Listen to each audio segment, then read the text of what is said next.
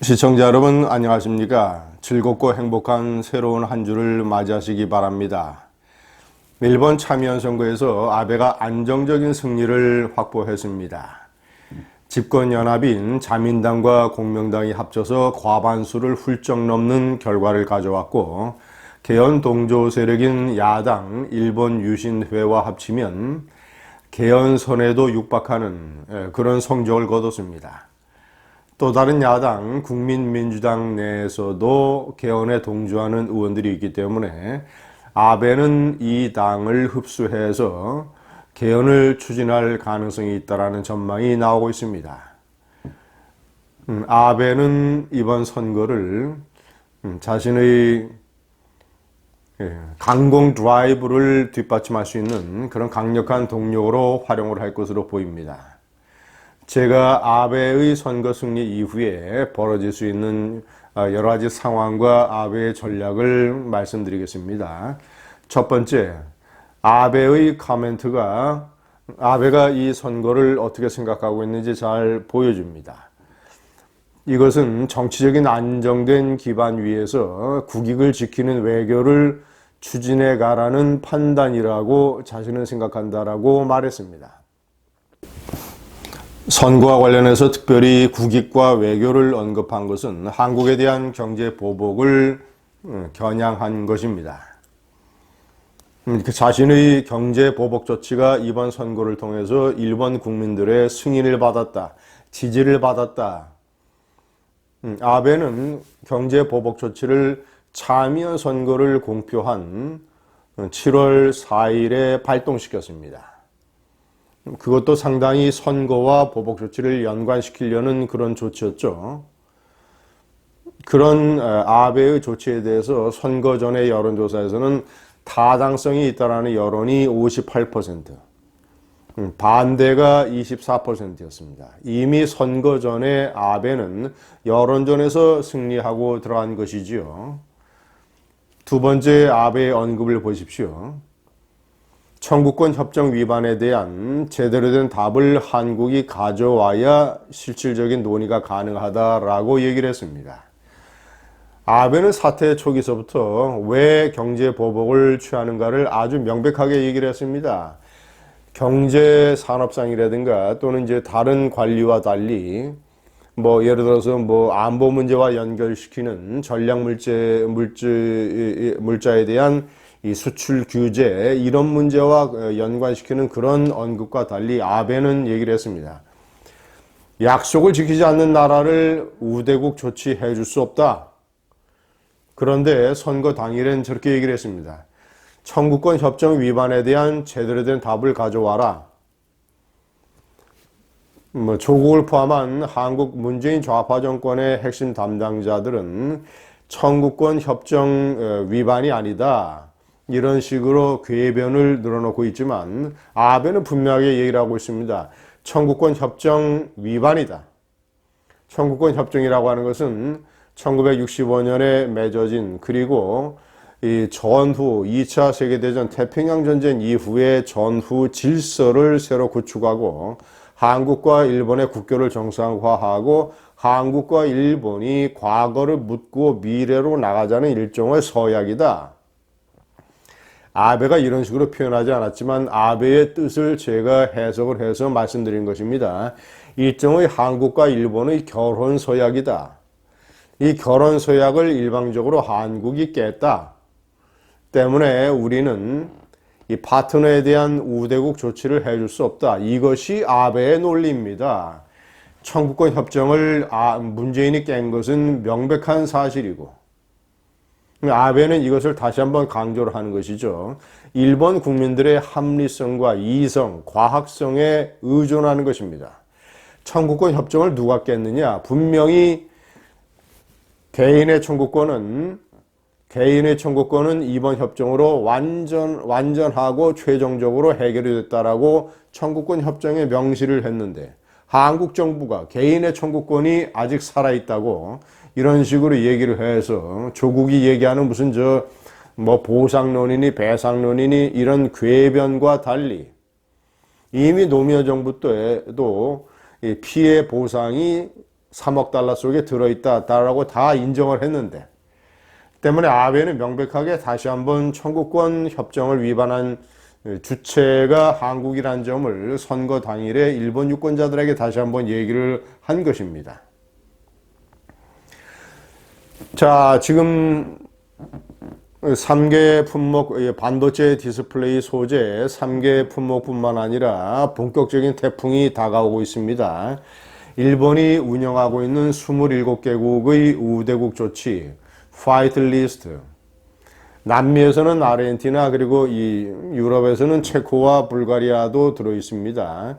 이 조치에서 한국을 제외하는 것을 24일까지 의견 수렴을 받고 있습니다. 그리고 나서 빠르면 26일 일본 각의 일본 국무회의에서 이 결정을 통과시킬 가능성이 있다고 보도되고 있습니다. 자, 그러면 실질적으로 이 조치가 시행이 되는 것은 8월 15일 광복절 전후가 될 것입니다.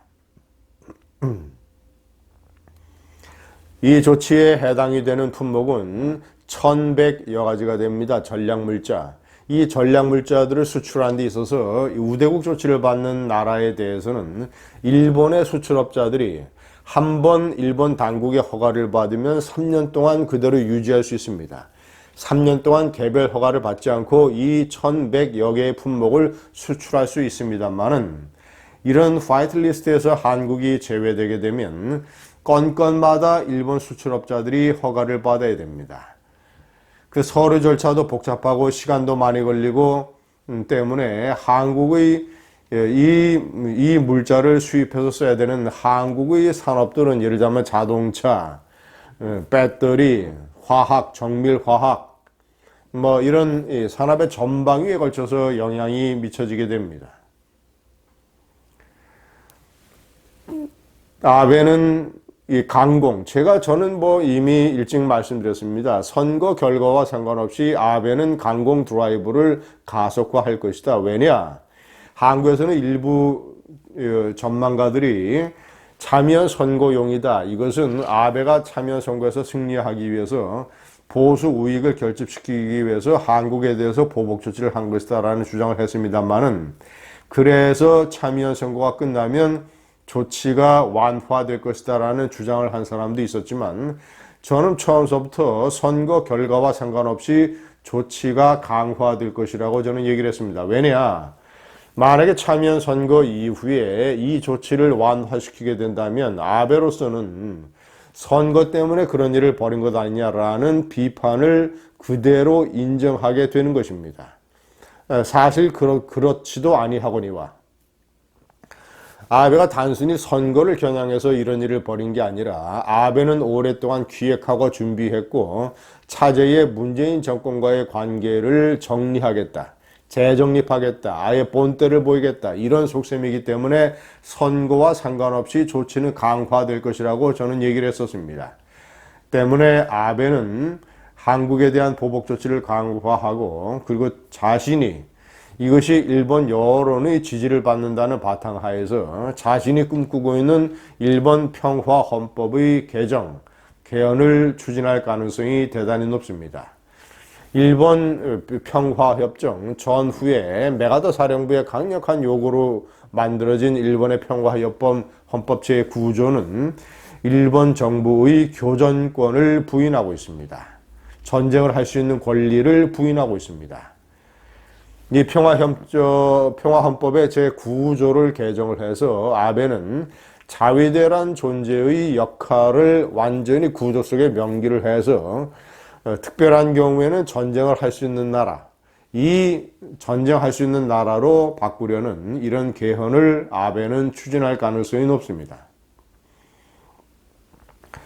여섯 번째, 아베는 올 11월이 되면 일본 역사상 최장수 총리가 됩니다. 아베는 두 번째 총리를 하고 있는데, 두 번째 총리는 2012년서부터죠. 그러니까 벌써 7년이 됐습니다. 아베는 현재 이 자민당 당규에는 총리 4연임이 불가능하게 되어 있습니다만은 자민당 당규를 고쳐서 4연임까지 노리게 될지 모릅니다. 아베는 자신이 일본의 비스마르크가 되는 것을 꿈꾸고 있습니다. 제가 지난번 동영상에서 말씀드린 것처럼 아베가 가장 숭상하는 일본 메이지 유신의 정신적인 스승 요시다 쇼인이라든가 일본 메이지 유신을 성사시킨 조슈번, 지금은 이제 야마구치 현이죠. 아베의 외할아버지 두 사람, 총리를 지닌 기시 노부스케와 사또 에이사쿠 두 사람이 전부 다 야마구치현 출신입니다. 메이지 유신의 정신이 숨어있는 과거의 조슈번, 야마구치현, 그래서 아베의 DNA에는 야마구치 정신이 살아있는데, 요시다 쇼인이 야마구치현 출신이고 메이지 유신의 정신적인 스승이며 그의 수제자 중에 한 사람인 이토 히로부미도 역시 야마구치현 출신이고 히로부미는 전후 일본의 메이지 유신 때 일본 근대화 헌법 체제를 만들기 위해서 독일에 가서 비스마르크를 만났습니다. 그래서 비스마르크가 절대로 영국식의 완전 자유주의적인 입헌 군주제는 안 된다. 천황의 권한이 막강한 이런 군주제가 필요하다라고 해서 비스마르크의 충고를 받아들였죠. 비스마르크는 잘 알려졌다시피 독일 통일을 앞두고 외국과의 전쟁을 일본 내 독일 내의 다른 왕국과의 전쟁을 앞두고 지금 필요한 것은 철과 혈이다. 쇠와 피다. 이런 식으로 얘기해서 비스마르크의 철혈 정책이 이토 히로부미를 상당 부분 감동시켰던 것이지요. 아베는 일본의 비스마르크가 되려고 합니다. 이런 독심을 품고 달려드는 아베에 대해서 범무서운 줄 모르는 하룻강아지가 돼서 청와대의 조국 민정수석 같은 이런 풋내기 운동권 출신들이 어린아이 같은 궤변으로 제대로 역사적인 문제를 제대로 모르는 일부 한국의 국민들을 개돼지 취급을 하면서 반일 성동을 하고 있습니다. 감사합니다.